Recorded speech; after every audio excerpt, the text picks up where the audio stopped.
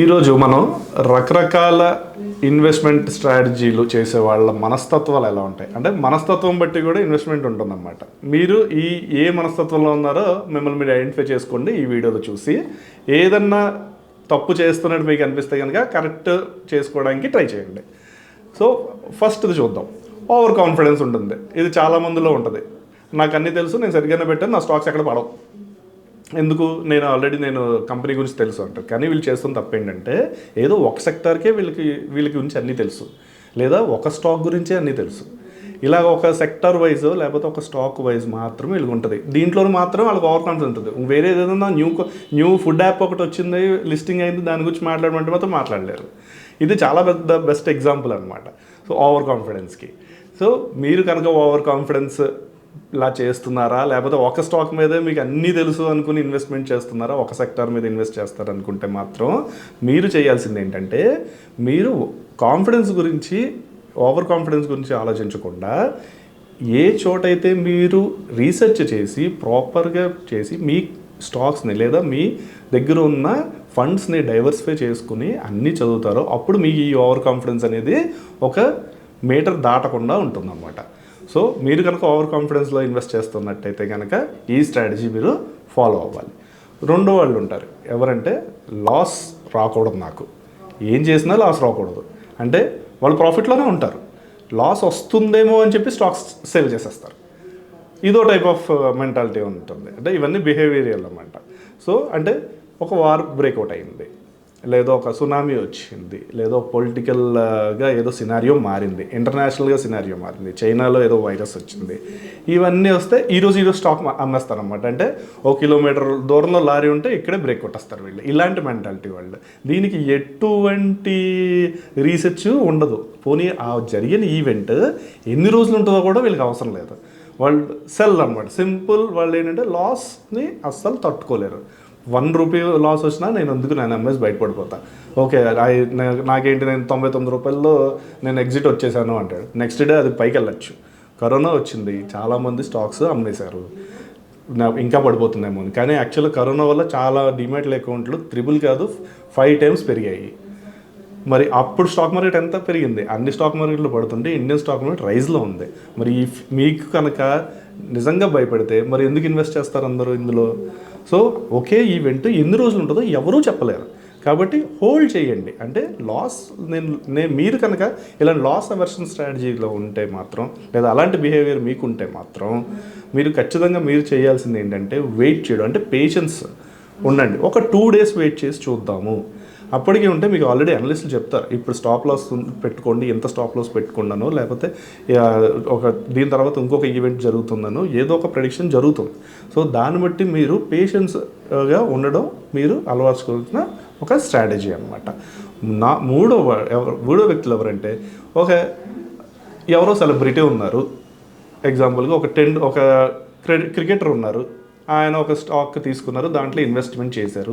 లేదా ఒక film star ఉన్నారు, ఈ పలానా సెక్టార్లోనే పెడతాడు స్టాక్స్ అని చెప్తారు. లేదా ఒక బిజినెస్ న్యూస్ చదివే ఒక యాంకర్ ఉంటుంది, ఆమె ఒక కంపెనీ గురించి ఎప్పుడూ పాజిటివ్ న్యూస్లో చెప్తారు, నెగిటివ్ న్యూస్లో ఎప్పుడూ చెప్పదు. కానీ మనల్ని వీళ్ళందరూ ఒక రకంగా ఇన్ఫ్లుయెన్స్ చేస్తూ ఉంటారు. మీరు కనుక నాకు ఈ ఫేవరెట్ హీరో స్టాక్సే కొంటాను, అతను ఎక్కడ పెడితే అక్కడే పెడతారు. లేదా ఫేవరెట్ ఇన్వెస్టర్ ఉంటాడు ఒక ఆయన ప్రతి దాంట్లో ఎక్కడెక్కడ ఇన్వెస్ట్ చేస్తారో వీళ్ళు దాన్ని మిమిక్ చేస్తారు. అంటే ఆయన్ని ఫాలో అయిపోతారు. వాళ్ళు ఎక్కడ పెట్టారు, ఒక ఏబీసీ స్టాక్స్లో పెడతారు, వీళ్ళు కూడా ఏబీసీ స్టాక్లో. వీళ్ళ దగ్గర రూపాయి ఉంటుంది, ఆయన దగ్గర కోట్లు ఉంటాయి, అయినా సరే వీళ్ళ దగ్గర అదగా పెడతారు. ఆయనకి ఎగ్జిట్ స్ట్రాటజీలు చాలా ఉంటాయి, మనకు ఉండవు. మన దగ్గర ఉన్నవి ఇవే స్ట్రాటజీలు. సో మీరు దీన్ని ఏమంటారంటే యాంకర్ బయాస్ అంటారు. అంటే ఒకరిని పట్టుకుని వాళ్ళని ఫాలో అయిపోవడం. మీరు కనుక ఇలాంటి బయాస్లో ఉంటే దయచేసి వెంటనే బయటికి రండి. అబ్జర్వ్ చేయండి, ఎందుకు వెళ్తున్నారు, ఎలా ఎగ్జిట్ అవుతున్నారు. అసలు ఒకళ్ళు ఓన్లీ సెలబ్రిటీకి స్టాక్స్ ఇచ్చారు, ఒక లిస్టెడ్ కంపెనీ, కానీ ఆ స్టాక్స్ ఇచ్చింది ఓన్లీ యాంకరింగ్ చేయడానికి ఇచ్చారు. అంటే మన టీవీ యాడ్లో కనిపించడానికి మాత్రమే ఇచ్చారు. ఆయన బిజినెస్లో ఎక్కడా ఉండడు, బిజినెస్ చేయరు, ఏమీ చేయరు. అంటే ఇన్స్టెడ్ ఆఫ్ ఒక పారితోషికం తీసుకోకుండా స్టాక్స్ తీసుకున్నారు ఆయన, అంతే. కానీ ఆయన నాకు ఫేవరెట్ స్టార్ అని చెప్పి వెళ్ళిపోతే తర్వాత ఆయన ఎగ్జిట్ అయిపోతారు రేపొద్దున్న కాంట్రాక్ట్ అయిపోయాక. మీరు మాత్రం అక్కడ వాళ్ళకి దొరికేస్తారు. సో ఇలాంటి మెంటాలిటీతో కనుక మీరు వెళ్తుంటే మీరు చేయాల్సింది ఏంటంటే దయచేసి ఇలాంటి వాటి నుంచి వెంటనే బయటికి రండి. కొన్ని కొత్త సెక్టార్స్ కానీ లేదా మీకు తెలియని వాటిలో కానీ మీరు దృష్టి పెట్టి చదివి అప్పుడు ఇన్వెస్ట్ చేయండి. ఇది ఒక టైప్ ఆఫ్ మెంటాలిటీ వాళ్ళు. మీరు కనుక దాంట్లో ఉంటే మాత్రం ఇమ్మీడియట్గా బయటికి రండి. అసలు ఈ స్ట్రాటజీ చాలా పెద్ద రాంగ్ స్ట్రాటజీ. తర్వాత కన్ఫర్మేషన్ స్ట్రాటజీ. కన్ఫర్మ్ అంటే ఎవరో చెప్పారు, నా ఫ్రెండ్ చెప్పారు, అంతకుముందు చెప్పింది కన్ఫర్మ్ అయింది, వాడు ప్రాఫిట్ ఇచ్చాడు, నాకు వస్తుంది ప్రాఫిట్ అంటే ఎవరో చెప్తేనే చేస్తాం. అంటే ఒకళ్ళు మనం లీడ్ చేస్తారు, ఈయన ఇలా వెళ్ళాడు నేను అలాగే వెళ్తాను. ఇందులో వీళ్ళు సెలబ్రిటీలు ఎవరో ఫ్రెండ్ అవ్వచ్చు, లేదా ఒక ఫంక్షన్లో పరిచయమైన ఒక వ్యక్తి అవ్వచ్చు. నేను పెట్టానండి నాకు 10,000 వచ్చేసాయి. ఇలా ఒక్కళ్ళని పట్టుకుని వెళ్ళడం అనేది చాలా పెద్ద రాంగ్. మీరు ఎప్పుడు కూడా స్టాక్ మార్కెట్లో రీసెర్చ్ చేసే ఇన్వెస్ట్ చేయాలి. ఇవన్నీ కూడా లాంగ్ టర్మ్ ఇన్వెస్టర్స్ కోసం చెప్తున్నామండి, షార్ట్ టర్మ్ వాళ్ళ గురించి కాదు. షార్ట్ టర్మ్ వాళ్ళు ఇవేమీ చూడరు, వాళ్ళ ఇన్వెస్ట్మెంట్ అనాలిసిస్ లేదా టెక్నికల్ అనాలిసిస్ చాలా డిఫరెంట్గా ఉంటుంది. ఇది ఓన్లీ లాంగ్ టర్మ్ ఇన్వెస్ట్మెంట్, మీకు రిటర్న్స్ రావాలి అన్న ఒక ఉద్దేశంతో నేను చెప్తున్నాను. తర్వాత వచ్చేసరికి హైర్డ్ మెంటాలిటీ ఉన్నవాళ్ళు, అంటే అందరూ ఏం చేస్తే అదే చేస్తారు వీళ్ళు. అంటే ఒక 10 మంది ఒక స్టాక్లో పెడుతున్నారంటే వీళ్ళు కూడా 101% అవుతాడనమాట. అంటే ఎటువంటి రీసెర్చ్ ఉండదు ఇక్కడ కూడా. చేసేది ఏంటి, అందరూ వెళ్తున్నారు. ఎగ్జాంపుల్, బెస్ట్ ఎగ్జాంపుల్ దీనికి ఏంటంటే క్రిప్టో కరెన్సీ. క్రిప్టో కరెన్సీలో పెట్టాను నేను 2013లో $1 ఉంది, 2023లో ఇన్ని డాలర్స్ అయ్యింది, రేపు ఇంకా పెరుగుతుంది. So you can't buy a crypto, you are missing out something అని వీళ్ళందరూ ఏంటంటే వెళ్ళి దాంట్లో పెడతారు. అదేం క్రిప్టోలో ఏం జరిగిందో మనం అందరం చూసాం. అంటే లేదా ఒక టెక్నాలజీ స్టాక్స్ చాలా పెద్ద ఎగ్జాంపుల్. క్రిప్టో తర్వాత అందరూ టెక్నాలజీ స్టాక్స్లో పెడితే మనకి ఎప్పుడు సేఫ్. ఏదైనా రెసిడెన్స్ వస్తే ఫస్ట్ పడేది టెక్నాలజీ స్టాక్సే. ఎందుకంటే మనం అన్నీ కూడా మన ఎకానమీలో ఉన్న ప్రతి స్టాక్ లేదా పర్టికులర్లీ టెక్నాలజీ స్టాక్స్ అన్నీ కూడా యూఎస్ మీద లేదా యూరోప్ మీద డిపెండ్ అయినవే. సో అక్కడ ఏదైనా జరిగినా సరే ఈ స్టాక్స్ ముందు పడిపోతాయి. సో ఇలాంటి ఫేవరెటిజం మీరు చూపించకండి. అందరూ వెళ్తున్నారు కదా నేను చేస్తాను అనేది అసలు చాలా పెద్ద రాంగ్. మీరు కనుక ఈ హర్డ్ మెంటాలిటీలో ఉంటే కనుక బయటికి రండి, మీ ఇండివిజువల్ రీసెర్చ్ చేయండి. అందరూ ఎందుకు వెళ్తున్నారో ఫస్ట్ అనలైజ్ చేస్తే చెయ్యచ్చలేదు అప్పుడు మీకు అర్థమవుతుంది. ఇది దీంట్లో ఉంటే మాత్రం ఖచ్చితంగా బయటికి రండి మీరు. తర్వాత రీసెన్సీ, అంటే రీసెంట్ ఈవెంట్స్లో బాగా పర్ఫామ్ చేశారు. అంటే 4 వర్క్ ఆర్డర్లు వచ్చాయి నాకు డిఫెన్స్ నుంచి లేదా యూరోప్ నుంచి లేదా యూఎస్ నుంచి, నాకు ఆర్డర్స్ ఉన్నాయి అని ఒక న్యూస్ వస్తుంది.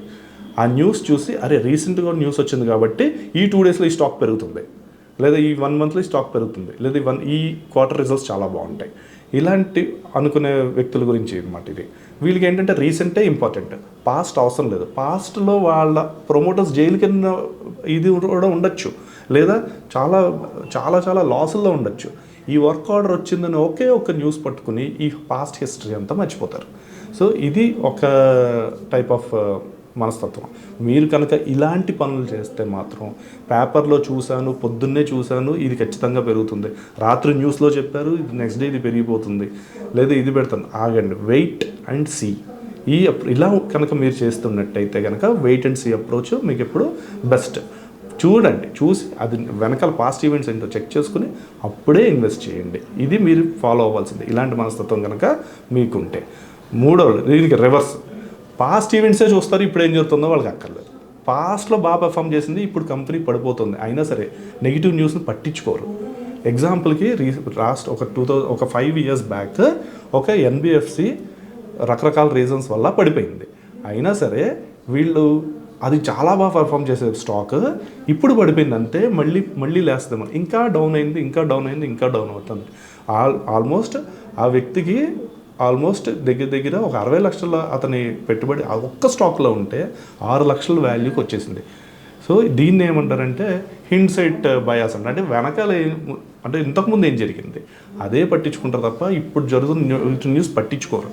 సో ఎప్పుడో ఏదో జరిగింది, ఇప్పుడు ఏదో జరుగుతుంది, ఏం జరిగిందో పెద్ద పట్టించుకోగల చాలా మంచి కంపెనీ అనుకునే వాళ్ళు అయితే కనుక మీరు ఇప్పుడు ఏం జరుగుతుందో కొంచెం పాతది ఏం జరిగిందో 2 బేరీజ్ వేసుకునే మీరు ఇన్వెస్ట్మెంట్ చేయాలి.